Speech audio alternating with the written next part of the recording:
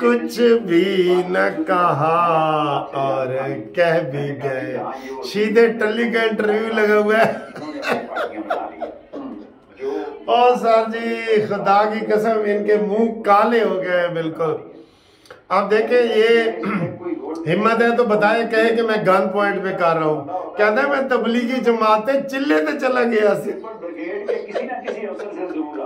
और पीछे इसका भतीजा वगैरह वो केस करते रहे कि जनाब शीदा टल्ली जो है वो उसको गिरफ्तार कर लिया गया है और भतीजे को भी पकड़ लिया गया है और ये वो। और देखो सर जी सारा तो वड्डा मकार फराडिया। मैंने आपको कहा था जनाब शीदा टल्ली का इंटरव्यू भी आएगा, आपको बताया ना। सदाकत अब्बासी का भी मैंने आपको कहा था। उस्मान डार के बाद ये 2 पेशेंट गोइयां मेरी पूरी हुई, मैंने कहा जी वो इंटरव्यू, आज वो इंटरव्यू आ गया।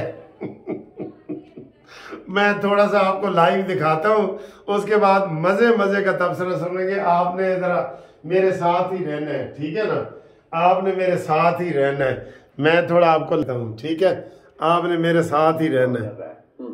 लेकिन खान साहब ने दोनों दफा मुझे कहा कि आपने इस मुज़ाकरात में कोई हिस्सा नहीं लेना, तो फिर मैं पीछे हो गया।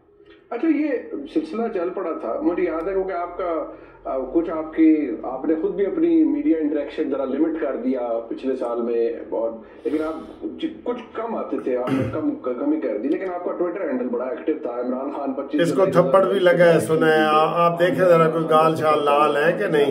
सियासी बात थी, ठीक है, बिल्कुल आपने की, लेकिन ये लॉन्ग मार्च जो थी इमरान खान साहब की, ये क्या खालिस्तान इलेक्शनों के लिए थी?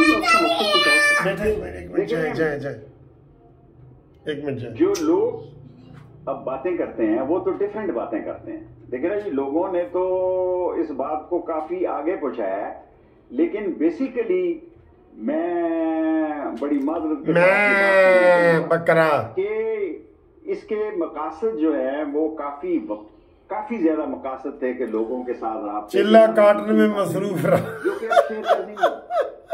अच्छी भी नहीं। सो जो लोग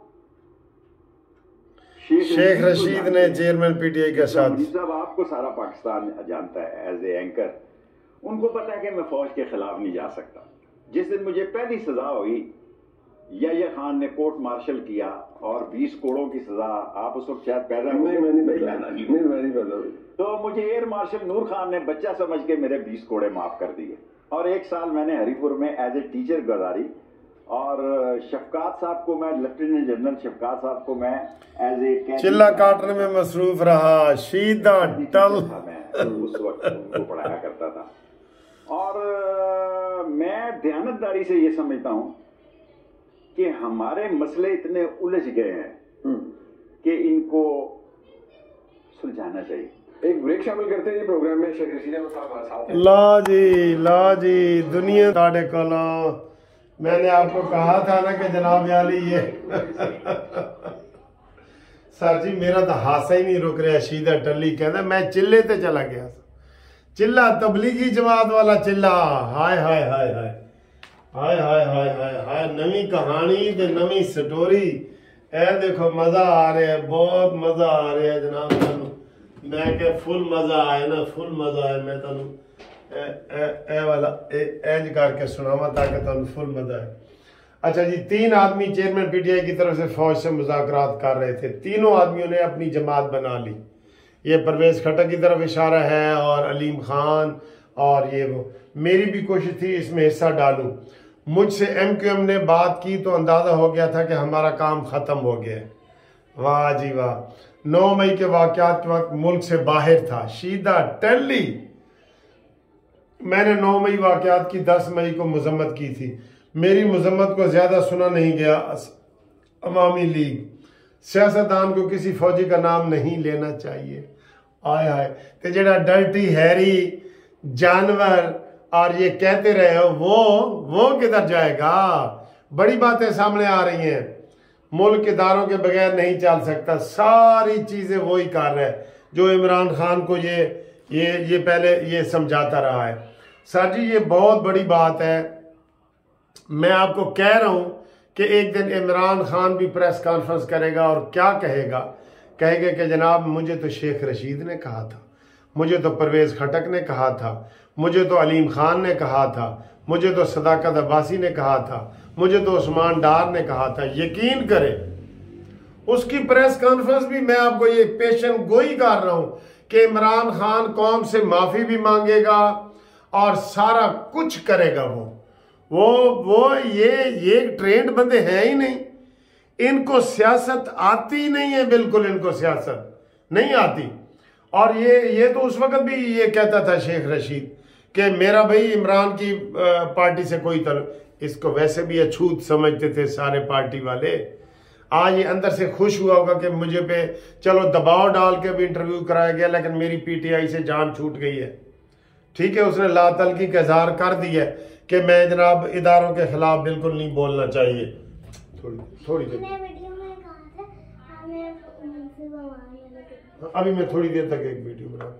अच्छा जी, तो ये बात ये है कि ये अब सारे चूचे बन रहे हैं सारे, इनको भी पकड़ो। जो ये आ रहे हैं ना वादा माफ गवाह बन के, ये सारे शामिल हैं, मीटिंग में शामिल हैं।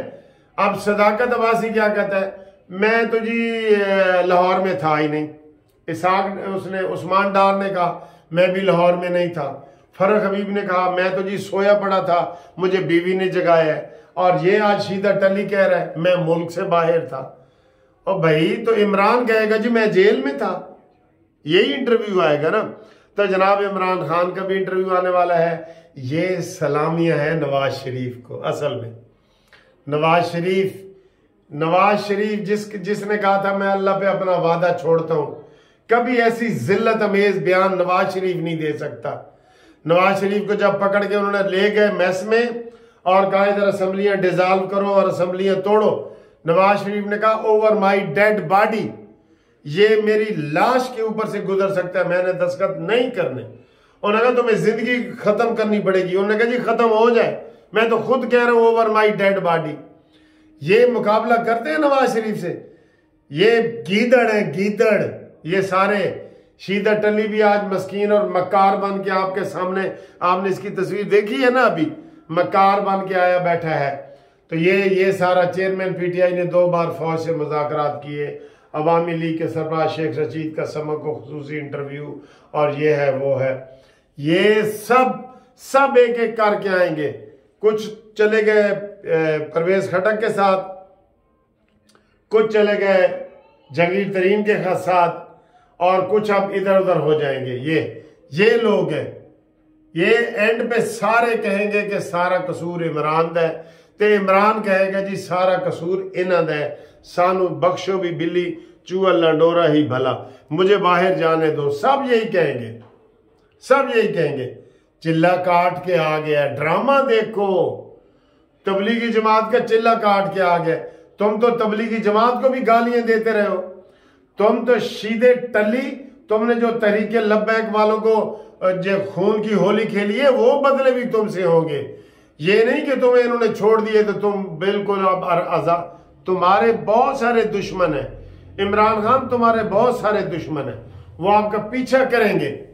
तब आप हुकूमत में थे, ये शेख रशीद वजीर दाखिला था, शीदा टली, ये बच सकता है?